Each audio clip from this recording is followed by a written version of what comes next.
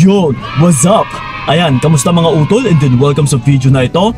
So once again, this is pa yung kaibigan ni Kiko. By the way, sa mga hindi pa pala nakapag-subscribe, yes, i-click nyo yung red button dyan sa ilalim, which is, yan lang po ay sapat na para magiging happy po tayo. Okay? So yon. So ito, dagdagan na naman natin ng inyong mga kaalaman. Kasi ito, ang magiging topic natin sa video na ito is biggest mistake na nagagawa mo after breakup. Okay? So ito mga utol, isa-isahin po natin na for sure unaware ka dito sa mga pinaggagawa ninyo, na yung magiging resulta ay mas lalo lang bababa yung pagtingin ng ex mo sa'yo. Okay? So ito mga utol, huwag na nating papatagalin pa. Una sa lahat ay yung naghahabol. Okay? Yung nagre-reach out sa pamamagitan ng pag-text, na pagtawag, yung tipong nagpapapansin ka or nagpaparamdam pa. Kasi ganun pa man mga utol, once na hiniwalayan ka or nag-break na kayong dalawa, kailangan talaga ay marunong kang tumanggap. The more kasi na hinahabol-habol mo pa siya, yung tipong hindi mo matatanggap, ay mas lalo lang talagang bababa yung pagtingin ng ex mo sa'yo, na mas maiisip niya talaga na mas deserve niya na iiwan ka. Okay? So ganun pa man, iwasan niyo po yung paghahabol. So yon, and then ito, yung pangalawa natin is yung naging responsive. Okay?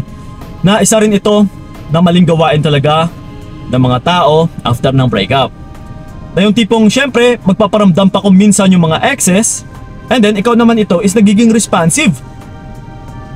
Actually utol, talagang nagagawa po ito ng tao after ng hiwalayan. Dahil kung minsan sa pag nabibigla, yung tipong kumukuha pa ng buwelo, that's why nagiging responsive ka.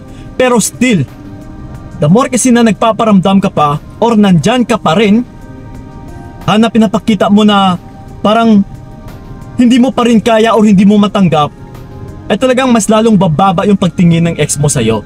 Eh yung hindi mo alam ay kumukuha din pala siya ng buwelo. So ngayon, once na pumasok ka sa comfort zone, na gusto niyang mangyari is talagang mauunahan ka niya. And then, sa pagiging responsive mo, ay wala ka ring mapapala utol, na which is may iwan ka pa din. Okay? So yon. Then ito, yung pangatlo natin is nagkukulong sa kwarto. Yeah, yun yung nagmumukmok. So ito mga utol, actually sa totoo lang, wala kang mapapala sa pagmumukmok mo dyan. May mga mangilan-ngilan nga na kakilala ko na nagmumukmok. Umabot na ng 1 week, 2 weeks, lalong-lalo na din sa mga nakakausap ko. So ngayon, kung minsan is may mga pagsisisi din na, Kuya Kiko, yes, nagmukmok ako ng 2 linggo, wala akong ginagawa, pati trabaho ko naapektuhan na, nandun ako sa kwarto nagkukulong, which is waste of time lang po, Kuya Kiko. Walang nangyari. So instead na sana noon pa lang ay kumilos na ako, bumangon na ako, nag-move forward na ako. So biruin mo utol, 2 linggo yung nasayang. Kasi sa pagmumukmok talaga ay wala kang makukuha na magandang resulta.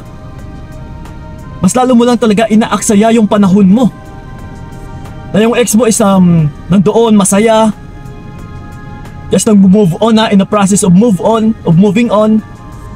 And then ikaw naman dito is nagmumukmok. Naku po, huwag kang magpatalo.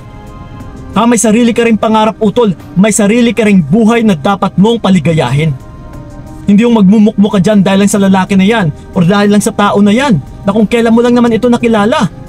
Nabuhay ka nga dati na wala siya, di ba?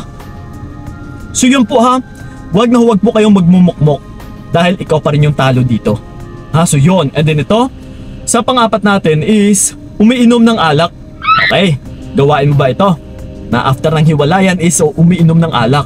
Ang tanong ko, pagising mo sa umaga, may nagbago ba?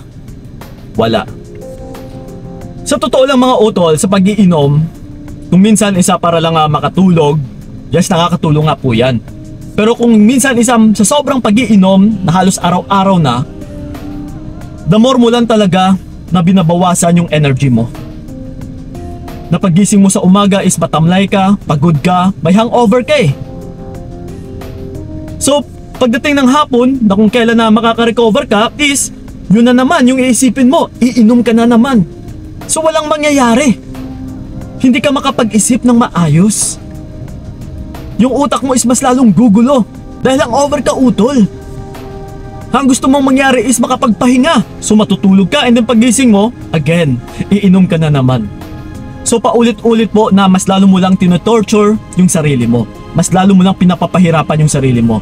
Instead na maka-move on ka sana ng mas madali para makapag-isip ka rin ng mas maayos, wala dahil umiinom ka. So if I were you utol, iwasan nyo po yung pag-inom ng sobra-sobra. Actually sa mga hindi po nakakatulog dyan, yung emosyon mo kasi yung gumugulo dyan sa iyong isipan. Na kailangan talaga i-kondisyon mo ang iyong nararamdaman, kailangan mong kontrolin ang iyong emosyon. Sa pamamagitan talaga naggamit ng iyong isipan. Na wala ka namang papala dyan. Ako magbumukmuk ka kung iinom at saka iinom ka, kung mag-isip na mag-isip ka dyan, hindi ka makakatulog utol. Again matulog ka ng maaga, matulog ka ng maayos para kinabukasan ay makapag-isip ka rin ng maayos. Okay? And then ito, yung panglima natin is yung nag-e-stalk or stalking.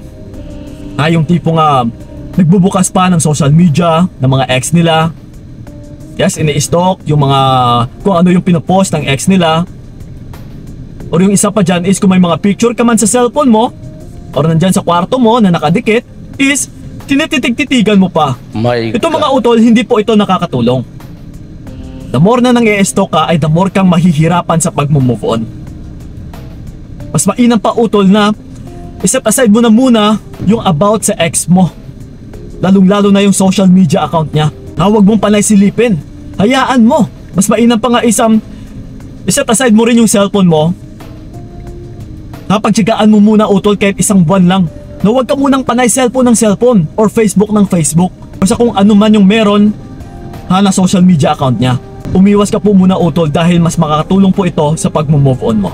Okay? So yun. And then ito, yung pang-anim natin is connecting with mutual friends. Yes, after breakup.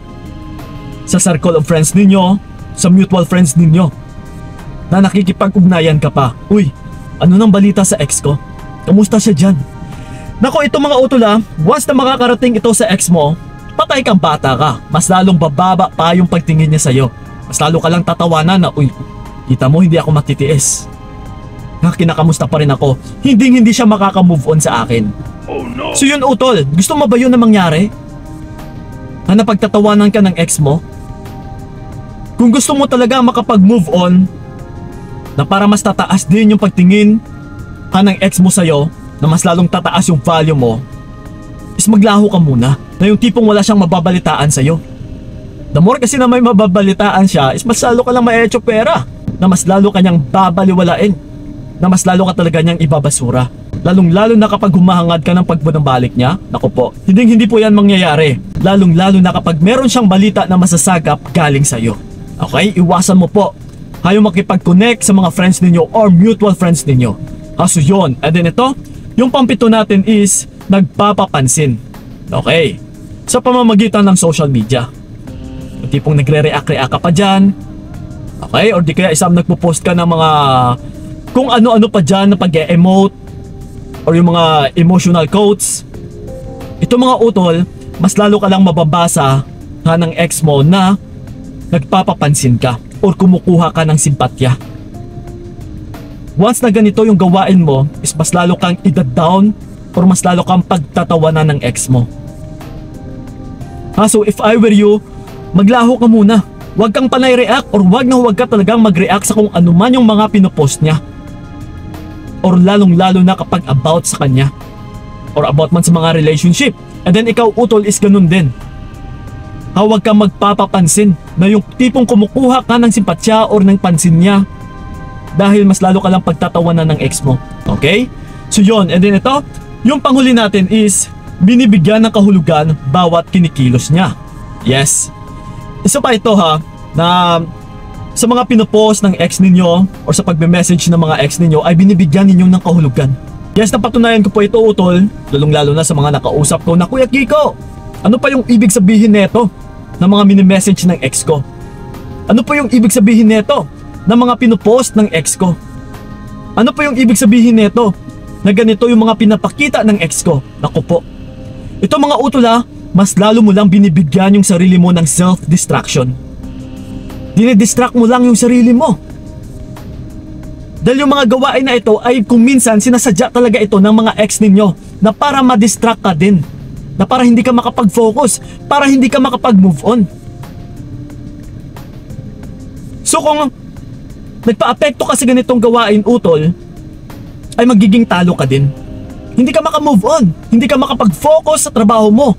Which is yung tipong parang hindi ka niya papatulugin. Yes. So dahil sa kakaisip mo sa kanya kung ano yung ibig sabihin ng mga pinaggagawa niya, talagang hindi ka makakatulog. Ikaw ngayon itong talo. So if I were you utol, wag mo siyang panay isipin, wag mong bigyan ng kahulugan kung ano man yung mga pinapakita ng ex mo. Dahil kung tatanungin kita, para saan pa ba? Ex mo na nga yan, di ba? So ibasura mo muna siya. Hayaan mo muna siya and then mag-focus ka sa sarili mo. Mag-move on ka utol. Move forward. Para sa kinabukasan ng buhay mo. Para sa future mo. Huwag mo nang balikan yung ex mo. Once na ex na, kailangan talaga ay ikis na. Huwag na kailangan balikan pa. Dahil sinasalba lang natin yung buhay mo dito. Okay? So yun po mga utol. Sana'y nakatulong talaga yung video na ito. So maraming salamat po. Ingat kayo God bless and babush! Binigay ko lahat para wala kang masabi.